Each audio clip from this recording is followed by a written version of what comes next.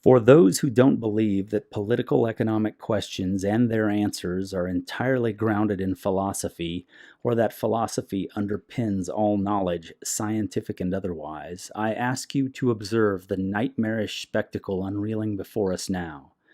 Because in your lifetime, you're not likely to see a greater global wide testament to the inescapable fact and nature of philosophy's foundational place in human life. Ask yourself this: how do you know what you know or believe you know about COVID 19? How do you know how contagious it is?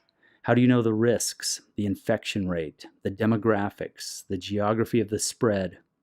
How do you know the actual death rate? By what means do you calculate it if you don't know the infection rate? Ask yourself, by what method or methods do you conclude? By what process do you determine accuracy? How do you distinguish between possible, probable, and certain? How do you decide if the information you're acting upon is true? By what standard? And what does true mean? Is it synonymous with correct? Ask yourself, how do we calculate the number of people worldwide who are suffering from other illnesses and who cannot receive medical attention because of policies that have been put into place overnight? Upon what data were these policies determined? Is it accurate to say that poverty is by far the greatest cause of disease and death in the world, and that free exchange lifts humans out of poverty? How does government determine essential businesses from non-essential, and why?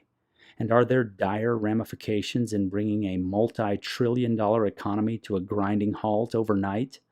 Is the division of labor so interconnected that supply lines, including the food supply, will be seriously disrupted?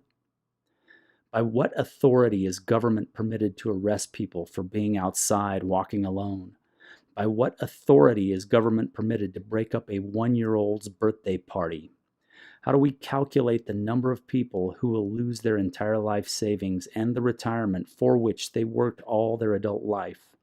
How do we calculate the number of small businesses, including dentists, veterinarians, optometrists, doctors, and much, much, much more, that will vanish because of governmental mandates?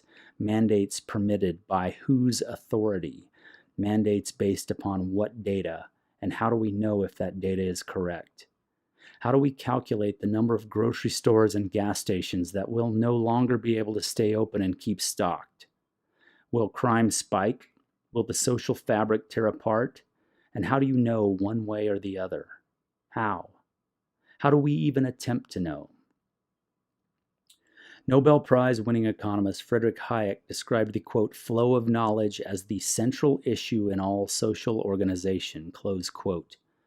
Social organization is overwhelmingly economic. Ask yourself, have we been cut off from a flow of knowledge which otherwise would have been ours had we left this issue to the private non-governmental sectors? Which sectors would have brought you a COVID-19 test as quickly as you could order takeout and for the exact same reasons? Ask yourself, why have contrary perspectives by people with impeccable credentials been ignored? Why is South Korea have infection rates fallen and fallen with no shutdowns, no geographic quarantines, no panics, but everything open for business? Was it simply that they had access to testing, which is to say that people were given access to the essential and most important flow of information that was necessary at the time? Was this really the case? And is the opposite actually the major source of the problem in, for example, the United States? Is it really, as Hayek said, that the flows of information, when they're cut off by force for whatever reason and in whatever form, leads to complete chaos?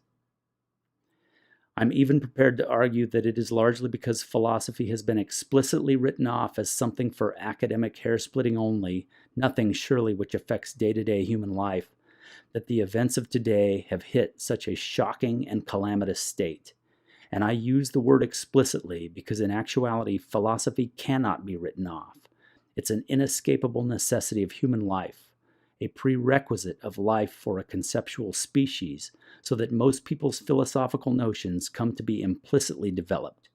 The majority of humans across the globe holding convictions, whether political, economic, ethical, epistemic, aesthetic, metaphysical, or any cross combination, which they've never thoroughly examined, but have only implicitly absorbed.